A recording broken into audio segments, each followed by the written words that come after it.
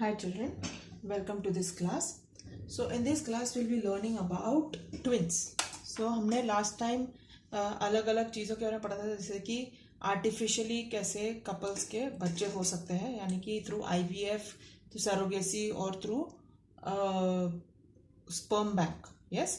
और उसके पहले हमने पढ़ा था कि मेंस्ट्रुअल साइकिल कैसे होता है और how a baby develops in the womb, मतलब what allows the baby to be the baby to attach to the lining of the uterus and then develop into full term and then be born. Okay, so now we will see that in some cases हमने सबने देखा होगा twins को ना, हमने सबने देखा twins and we all like to see twins क्योंकि हम it is a very बहुत मज़ेदार बात है जब हम दो बच्चों को देखते हैं ना, एक जैसे दिखते हैं कई बार और कई बार बहुत ही एक दूसरे से अलग दिखते हैं, है ना. तो ट्विन्स भी अलग अलग टाइप्स के होते हैं, दो तीन टाइप्स हैं.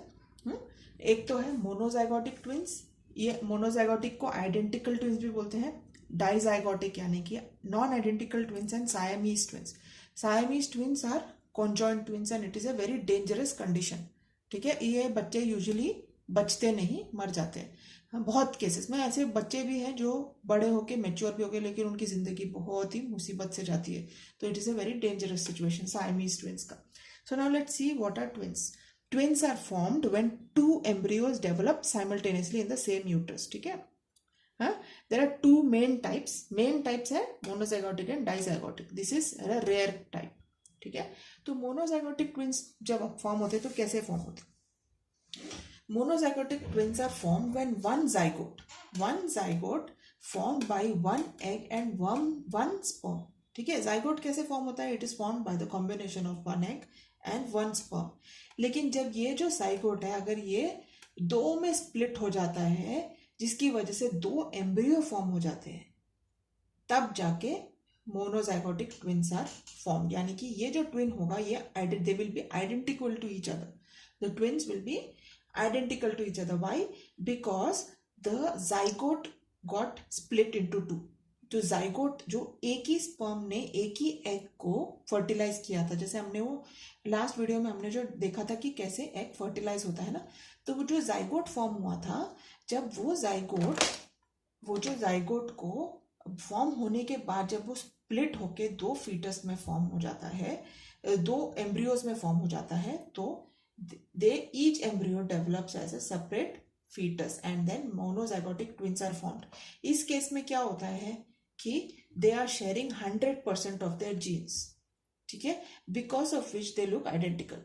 उनके दोनों के अंदर जो genes है they are same, because of which they look very identical. और identical twins का usually same sex होता है, यानी कि दोनों boys होते हैं या तो दोनों girls होते हैं. वो दिखने में एक जैसे लगते हैं, उनके काफी कैरेक्टरिस्टिक्स भी सेम होंगे. अगर एक हाथ में मोल एक बच्चे के है तो दूसरे बच्चे के आइडेंटिकल ट्विन के हाथ में भी उसी जगह पे मोल होगा. तो दे शेयर 100% ऑफ द जीन्स और उनका बहुत बार पर्सनैलिटीज भी बहुत सिमिलर होता है. So these are the monozygotic twins और the identical twins. They are formed when one zygote splits into two. This one zygote is formed by one egg and one sperm. That's important. When the zygote is formed with one egg and one sperm and then it splits into two, that results in two embryos, and these two embryos develop as separate fetuses, and these twins are identical with the same sex, same physical characteristics and very similar personalities. They share 100% of their genes. अभी dizygotic में क्या होता है? Dizygotic genes are when two eggs are fertilized by two separate sperms. हमने last वाले video में देखा था कि अगर जो oocyte जो रिलीज हुआ था उसके पहले क्या स्टेज था?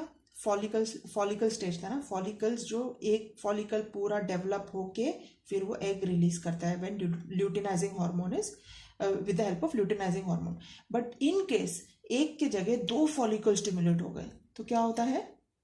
दोनों oocyte रिलीज होके फैलोपियन ट्यूब में रिलीज हो जाते हैं. करेक्ट.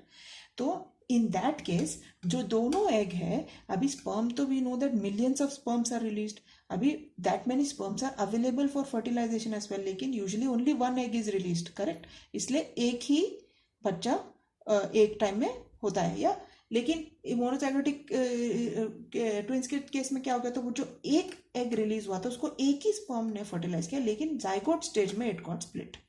इधर क्या होता है, 2 eggs आर रिलीज्ड और वो दोनों are fertilised by 2 different sperms.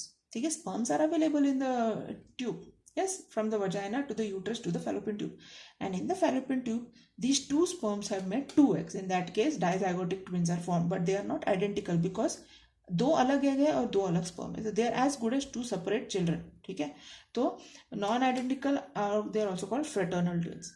They are very common, मतलब बहुत कॉमनली ये बच्चे पैदा होते हैं. ऐसे मतलब ऐसे वाले ट्विंस बहुत सारे आपको मिलेंगे, लेकिन ये थोड़ा रेयर है. They share only 50% of genes, so they are similar to many of us who are born separate. Okay, now Siamese twins के केस में क्या होता है, वो जो एम्ब्रियोनिक सेल्स है ना, they divide into 2 groups 8 days after zygote formation. अभी जाइगोट तो फॉर्म हो गया और जाके इम्प्लांट हो गया. 8 से 9 दिन के बीच में वो जो जाइगोट जो फॉर्म हुआ था, जो हमने देखा जो डेवलप होके स्प्लिट होते होते जो finally it comes into the, इसको कहते हैं द ब्लास्टोसिस्ट. तो 8वें-9वें दिन में वो इम्प्लांट हो जाता है यूट्रस में. ठीक है, अगर उसके बाद डिवीजन हो गया ना तो प्रॉब्लम हो जाता है. उसके बाद अगर वो 2 ग्रुप में डिवाइड हो गया तो कॉन्जॉइंट ट्विंस आर फॉर्म्ड. अभी कॉन्जॉइंट ट्विंस में क्या होता है, कोई कोई बॉडी पार्ट्स मिले रहता है. आपने बहुत फोटोज भी देखे होंगे जहाँ पर बच्चों के सिर जुड़े हुए हैं, कहीं पर हाथ जुड़े हुए हैं, कहीं पर पैर जुड़े हुए हैं, कई बार ऑर्गन्स के साथ जुड़े हुए हैं. मतलब उनका they share a common heart, sometimes they share a common brain. It is very difficult. Okay, so those are called the Siamese twins. When that doesn't happen, if the embryonic cells divide into 2 groups 8 days after zygote formation. Okay, remember ये हो रहा है आपके fallopian tube के अंदर ही before the implantation takes place. और ये क्या होता है मोनोजाइगोटिक में, 1 zygote is formed by 1 egg and 1 sperm is splits into 2, resulting in 2 embryos. These develop as separate fetuses. In dizygotic, 2 eggs are fertilized by 2 separate sperms. 2 or more oocytes are released in one menstrual cycle, because of which 2 eggs are available for fertilization. And since more than 1 sperm is always available, 2 different fetuses are formed. And conjoined twins में if embryonic cells divide into 2 groups 8 days after zygote formation, this happens. Okay, so now last part is the reproductive health. Okay, all this is good, लेकिन reproductive health क्या है, a person's state of being physical, mental and socially strong. इसको कहते हैं health. जब एक person का physical, mental और social health अच्छा है तो उसको कहते हैं healthy person. In our country, आपके टेक्स्ट बुक के लास्ट पैराग्राफ में there seems to be a lack of awareness regarding reproductive health. ये बात सही है, हम लोग लेडीज के प्रॉब्लम्स के बारे में समझते नहीं है. जब लेडीज को मेंस्ट्रुअल साइकिल चालू रहता है तब भी उनसे उनके घर वाले बहुत काम कराते हैं. वो बहुत गलत बात है, जिसकी वजह से लेडीज का रिप्रोडक्टिव हेल्थ बहुत खराब हो जाता है. कई बार उसकी वजह से उनको मिसकैरेजेस भी होते हैं, जिसमें बच्चा तो इम्प्लांट हो गया है यूट्रस में, लेकिन बहुत ज़्यादा काम कराने की वजह से वो बच्चा अटैच रह नहीं पाता. और वो क्योंकि वो टाइम में बहुत केयर की ज़रूरत होती है लेडीज़ को. अगर केयर नहीं मिला प्रेगनेंसी के टाइम तो बहुत बार मिसकैरेज होता है. So reproductive health is very important. In our country, there seems to be lack of awareness regarding reproductive health due to various reasons like social customs, traditions, illiteracy, shyness, etc. Especially, there seems to be indifference towards the reproductive health of women. Occurrence of menstrual cycle is related with reproductive and overall health of women. Nowadays, women are working at par with men. Due to this, they have to stay indoors for the whole day. Bleeding occurs during outdoors for the whole day. मतलब ladies भी आजकल उतना ही काम करे जितना आदमी काम कर रहे हैं, लेकिन उनको भी पूरे दिन बाहर रहना पड़ता है जब ये साइकिल चालू रहता है तब भी. ओके, मेंस्ट्रुअल साइकिल के टाइम भी तो उनके ऊपर बहुत ही it is very strenuous time for them.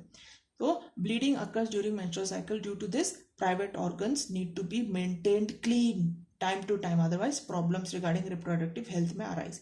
Cleanliness की बहुत ज़रूरत है during the menstrual cycle because always cleanliness is always important. हम अपना दांत कैसे साफ घस के रखते हैं वैसे हमको अपना प्राइवेट पार्ट्स भी उतना ही साफ मेंटेन करना बहुत ज़रूरी है. क्योंकि अगर प्राइवेट पार्ट्स में इन्फेक्शन हो गया तो आप दांत निकालने जैसा नहीं है, बहुत ही मुश्किल हो जाता है.